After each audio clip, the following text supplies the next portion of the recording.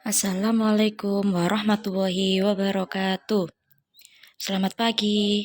Hari ini kita akan belajar materi tentang Nahdlatul Ulama bab 1, yaitu kelahiran Nahdlatul Ulama. Faham keislaman di Indonesia.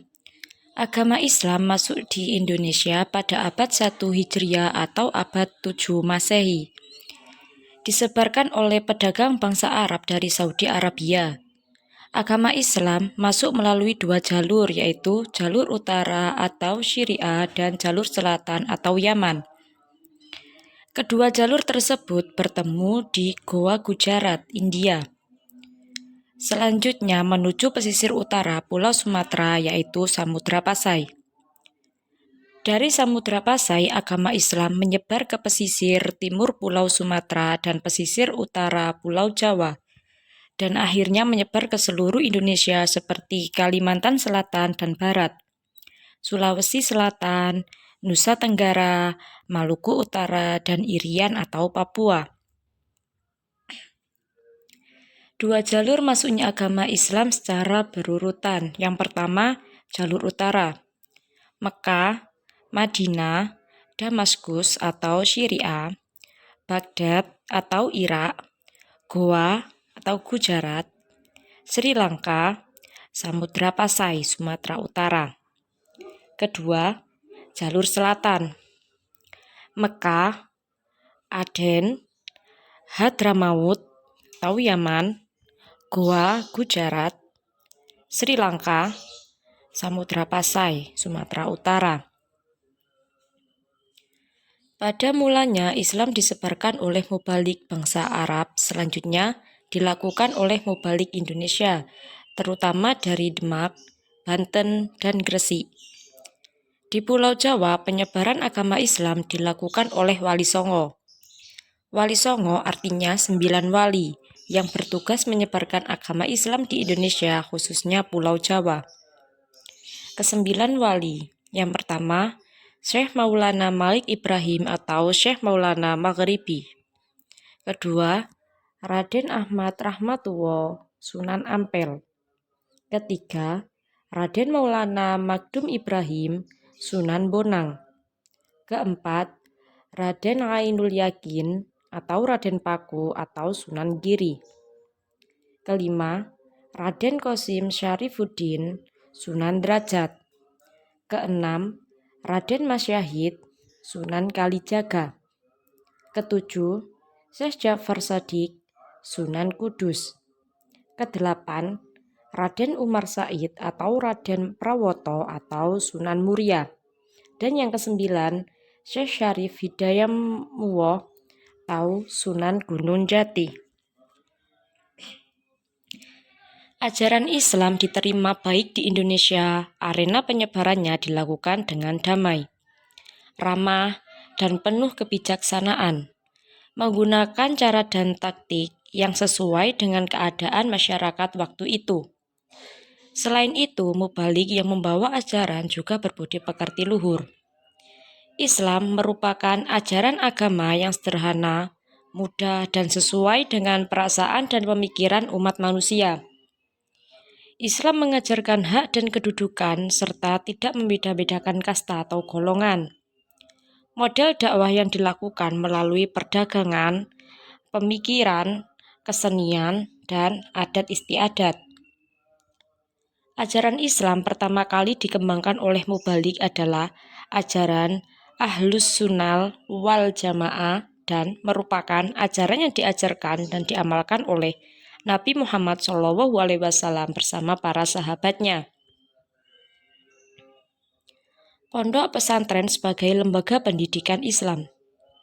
Pondok artinya asrama atau tempat tinggal, sedangkan pesantren artinya tempat santri atau murid mengaji atau mengajari ilmu agama Islam.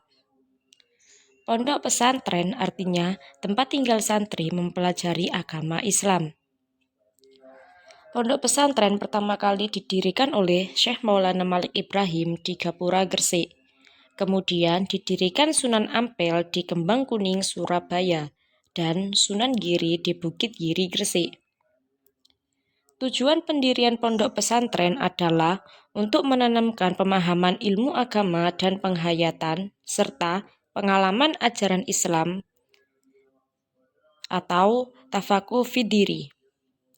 Santri dididik untuk mandiri, bersikap jujur, hidup sederhana, dan berhati bersih serta berakhlakul karimah. 5 unsur utama pondok pesantren. Yang pertama, kiai. Kedua, santri. Ketiga, masjid. Keempat, pondok. Dan yang kelima, pengajar kitab atau kitab ilmu agama Islam yang ditulis para ulama ahli sunnah wal jamaah atau kitab kuning. Pedoman perilaku khas pondok pesantren. Keikhlasan dalam beramal, kesederhanaan hidup, persaudaraan, kemandirian, dan kebebasan bertanggung jawab. Peran pondok pesantren sebagai lembaga dakwah Islamiyah. Yang pertama, mencetak para mubalik yang memiliki semangat menyebarkan dan memantapkan keimanan umat. Kedua, mengembangkan dakwah dengan membentuk kelompok pengajian dan memadukannya dengan kegiatan masyarakat. Peran pondok pesantren sebagai lembaga pendidikan. Yang pertama, sarana menanam nilai-nilai ajaran Islam. Kedua, meningkatkan keimanan dan ketakwaan.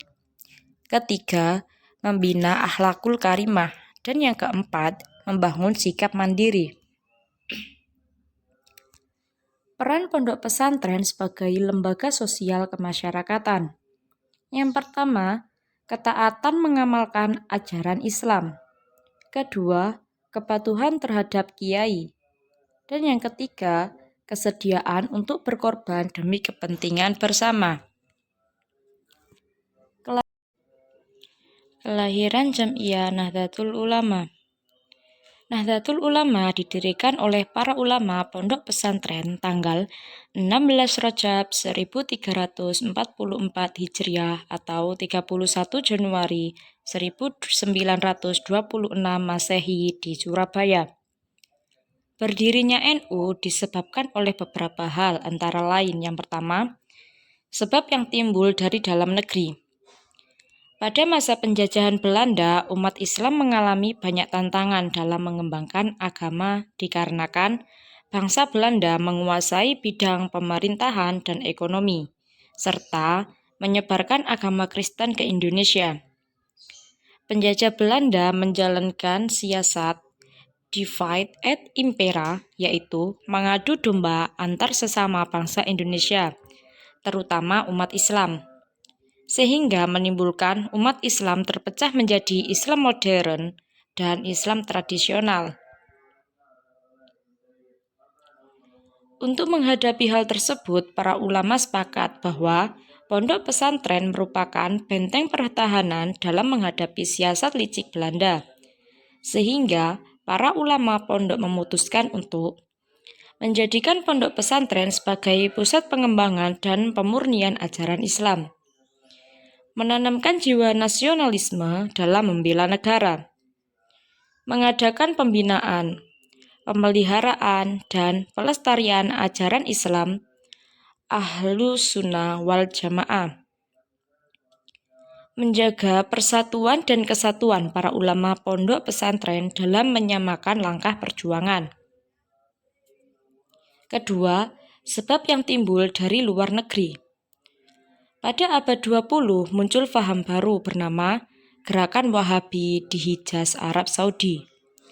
Faham tersebut adalah faham anti bid'ah dan khurafat. Mereka melarang umat Islam bermadzhab. Faham ini didukung Raja Abdul Aziz bin Saud yang merebut kekuasaan Syarif Hussein di Mekah. Abdul Aziz bin Saud memproklamirkan dirinya sebagai penguasa Hijaz dengan mendirikan kerajaan baru yaitu Saudi Arabia atau Arab Saudi. Untuk memantapkan kekuasaannya, Raja Saud mengadakan Muktamar Khilafat di Mekah dengan mengundang seluruh umat Islam di seluruh dunia termasuk Indonesia. Akhirnya, umat Islam Indonesia membentuk utusan terdiri dari tokoh organisasi Islam dan ulama pondok pesantren. Namun, ulama pondok pesantren dicoret dan tidak diikut-sertakan dalam utusan. Karena perlakuan sepihak dari kelompok luar pesantren, para ulama menitipkan pesan kepada utusan umat Islam dari Indonesia agar memerintahkan Hijaz menghentikan tindakan anti-madzhab dan memberi kebebasan beribadah bagi umat Islam yang bermadzhab. Tetapi, pesan tersebut ditolak oleh mereka yang menyatakan dirinya kaum pembaharuan. Penolakan tersebut membangkitkan semangat para ulama pesantren untuk berjuang sendiri dan menyampaikan pesan keagamaan kepada Raja Saud. Sehingga mengadakan musyawarah di Surabaya dipimpin oleh Kiai Haji Hasyim Asy'ari dan membentuk Komite Hijaz yang dipimpin oleh Kiai Haji Wahab Hasbuwo untuk menghadap Raja Saud di Saudi Arabia. Proses berdirinya NU tidak dapat dilepaskan dari terbentuknya Komite Hijaz pada tanggal 31 Januari 1926. Komite ini mengundang para ulama terkemuka dari Jawa dan Madura untuk dikirim ke Muktamar Khilafah di Mekah. Semua ulama dan pertemuan tersebut membentuk Jamiyah atas usulan Kiai Haji Mas Alwi dan diberi nama Nahdlatul Ulama. Kelahiran NU merupakan wujud dari bangkitnya para ulama untuk mempertahankan kebebasan dalam bermadzhab dengan menganut salah satu dari 4 madzhab, yaitu Hanafi, Maliki, Syafi'i, dan Hambali. 4 madzhab tersebut dikenal dengan madzhab Ahlus Sunnah wal Jamaah.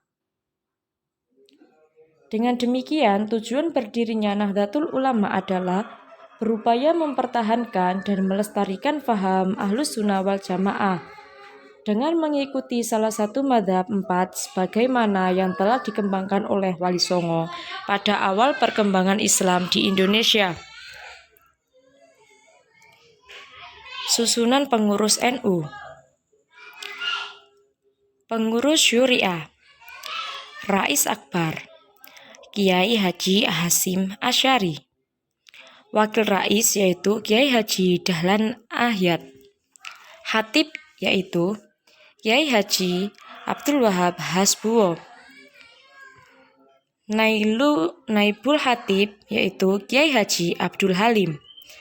Dan Akwan yaitu Kiai Haji Amin, Kiai Haji Asnawi, Kiai Haji Ridwan Abduwo, Kiai Haji Hambali, Kiai Haji Nahrawi, Kiai Haji Mahsum, Kiai Haji Ridwan, Kiai Haji Bisri Syamsuri, Kiai Haji Khalil, dan Kiai Haji Amir.